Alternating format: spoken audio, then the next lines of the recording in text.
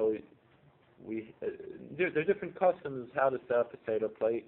This is most similar to the Hasidic custom as far as having 6 different compartments, which, or actually, this has 6.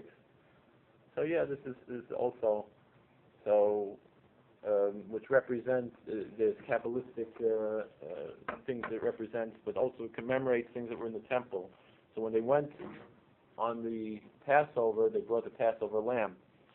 So the shank bone commemorates the lamb, even though we'll use like a chicken or something, or maybe, but we don't eat that because we're not allowed to have sacrifices now. So we just commemorate it.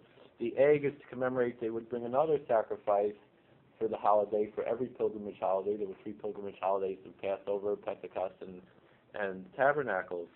We have eggs for Easter as well. So, and it's interesting how, we both have, so it's new, the springtime, so we have the egg there. We say the egg is also commemorating mourning over the temple, because it's a circle of life. Generally, eggs are fed to mourners. It's interesting because whatever day of the week Passover falls on is the same day of the week that the worst fast day, which is in the summertime, the 9th of Tisha B'Av is observed. So we kind of are remembering that by eating the egg on that. It's an interesting thing. In the temple times, they would eat bitter herbs together with the Paschal lamb and the matzah. And so we also eat the bitter herbs. Here you have 2 different compartments for bitter herbs, because one is eaten together with the matzah and one is eaten separately to commemorate different things. And the bitter herbs would be dipped in charoses, which is it's like apple sauce with not cream cheese, because we're having apples with wine and nuts and crushed nuts and cinnamon. Yeah. And the parsley also, they would have something, something to start the meal with. Nice. Yeah. Tears and water. So, and some people use parsley, some use onions, some use we use radishes. And my grandmother would use parsley. Some use other things, potatoes or whatever. This is plastic, but some people have really magnificent plates, Chinese stuff. But I just like to see where the food's going. Yeah. So it might be arranged differently in different Seder plates, but then you'll have matzah separately, and you'll have salt water separately, and 4 cups of wine, and we'll have. Wonderful. Yeah, it's a We're very. having a Seder here next year. Yeah. At the school, so we'll invite you.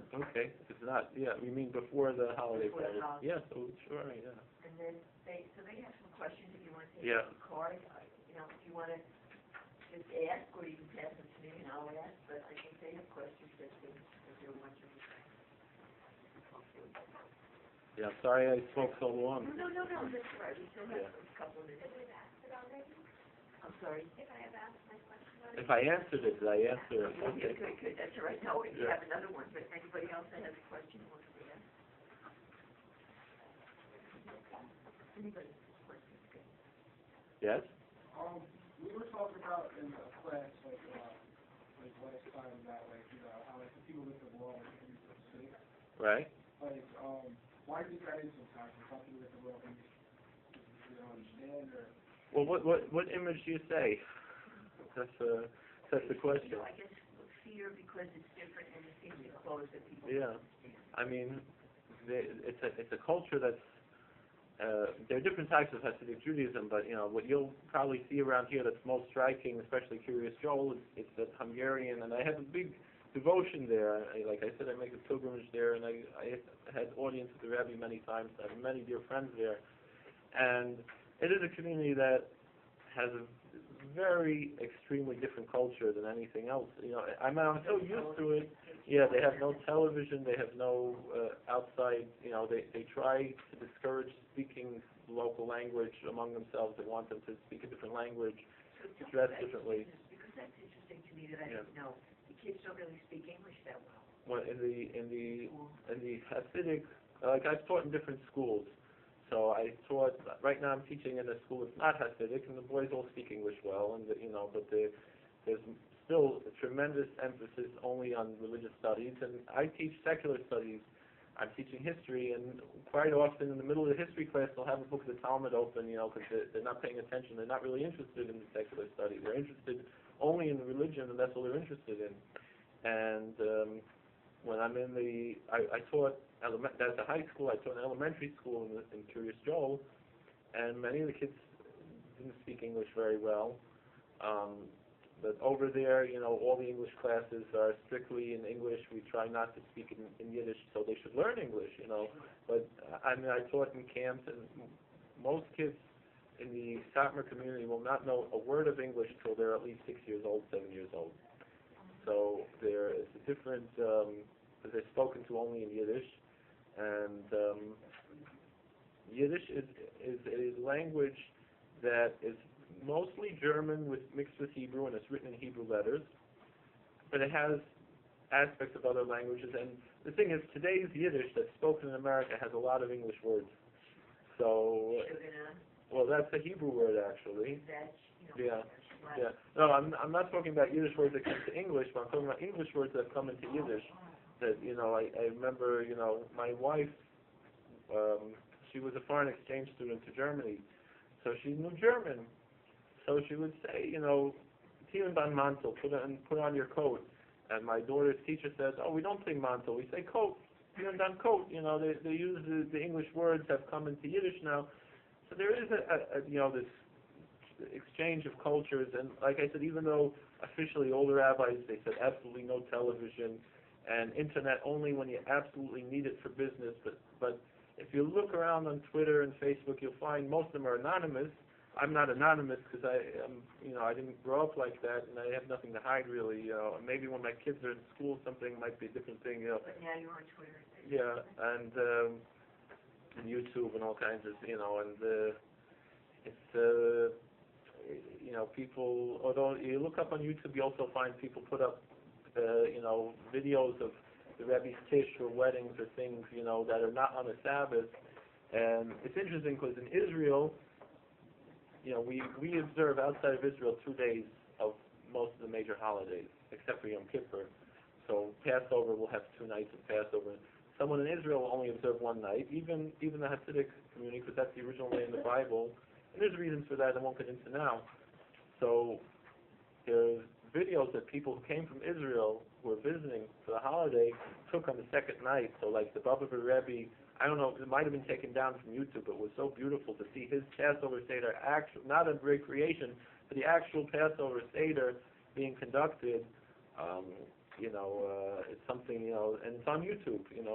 I don't know if it's still on, but it was on before. And similar things, weddings or festivals, and when you are allowed to, because now everyone has cameras and things, and a lot of the rabbis are like, please don't take my picture, they don't want it. But I feel, though, it's a nice thing that it spreads, people can understand more. It was actually a PBS special, maybe, 20 years ago, about the Hasidic community, and it went into a lot of things. It was narrated by Leonard Nimoy and Sarah Jessica Parker, so it's a nice program. Any more questions? I have a minute, maybe one more question. Did anyone who wrote down any questions on cards or anything? Or? Yeah. So how did your wife do with you? Like, was she already converted when you guys met? She wasn't already converted when we met, but which is a little bit of scandal. But she was already in the process of converting. She was already deciding she wanted to convert, and she was trying to find. She said she went to hundreds of different rabbis. She said the story was actually, she grew up Mormon in Idaho, but she was living in New Jersey. She was an opera singer, a very accomplished opera singer, and she sang in Carnegie Hall and everything. She was very accomplished. But also on the side, she worked in a store, a clothing store, and the store closed, and she was visiting friends in Brooklyn, and actually in a Jewish neighborhood, not Jewish friends, in Flatbush, Brooklyn. And she's on her way there. And the lady sitting next to her noticed she was crying a little bit. She said, why are you crying? She said, oh, I lost my job. There's a Hasidic lady sitting next to her. So she said she felt something, like this lady, she knows where she's coming from, knows where she's going, and wants what she has. She went on the internet and started looking around about Hasidic Judaism. She's like, this is what I've been looking for my whole life. Because she said she she was never happy in the Mormon church, whatever that was. She just, it didn't do it for her. And she looked around different churches, and she just didn't find what she was looking for. She said, this is what she was, but she didn't know there was such a thing to convert to Judaism. She wound up in the hospital, and someone next to her in the hospital said, they were talking about different famous people who are Jewish. They said, you know, Sammy Davis Jr. was Jewish. So I don't know if anyone knows who he was, but he was African American. And she said, how could that be? You know, she's a musician. She knew who he was. And she said, well, he converted. I said, oh, I didn't know he converted to Judaism. So then she said she was going from rabbi to rabbi to everyone. A lot of rabbis, they don't get involved in conversions. They're very nervous about it. She found someone who was willing to work with her, but said he's too busy. You know, everyone had excuses. So she wrote, she put up on the internet, on Craigslist, she's looking for someone to teach her about Judaism. Didn't say a man, a woman, Jew, Gentile. She just said, I want to learn about Hasidic Judaism. So I saw this, I was in college, and I looked up Hasidic Judaism on Google, and this ad came up, because I was just curious, and I wrote, I was like, why are you curious about Hasidic Judaism? And so I just sent her to different rabbis, and I was like, I'm not involved with this. I did my good deed to help her in the right direction, guide her who helps with conversions, and I'm done. And then I also said, if you're interested in Hasidic Judaism in particular, go to this rabbi for a blessing, something, this one, that one, and someone said to me, and one of them said to me, maybe this is a match. But it's interesting. She said that, you know, before she converted, she made a lot of friends in the Satmar community in Brooklyn, and one of them said, you know, go to pray by the Rebbe's grave in Monroe. It's a very holy place. You know, you're having problems trying to find a rabbi, go pray there. And she said, you know, she made a pilgrimage there, and there was no one there. It was private, you know. And she said she just started crying, and she said before that she wanted to be Jewish. After that, she had no more choice. She just had such an incredible spiritual experience there that it was transformational to her, and so, you know, we still have a big devotion there to that place. So You met and fell in love. Later, you know, it wasn't there that we met, you know, but like, you know, but later on, you know, the rabbis who I sent her to, you know, said, well, maybe we'll maybe make a match. Also, well, let's wait until she converts first, see if she makes it, and that was how, yeah. So we have 4 beautiful kids. And Sister Peggy said that you all have to go to a service. If anyone wants to come to our synagogue, it's far away though. It's almost an hour away. It's up in White Lake. Oh, they did that already. Okay. Well, anyone's welcome anytime. You can contact me on Facebook, whatever. My name's Kolakowski there. So. Thank you. And you want to finish up the Islam?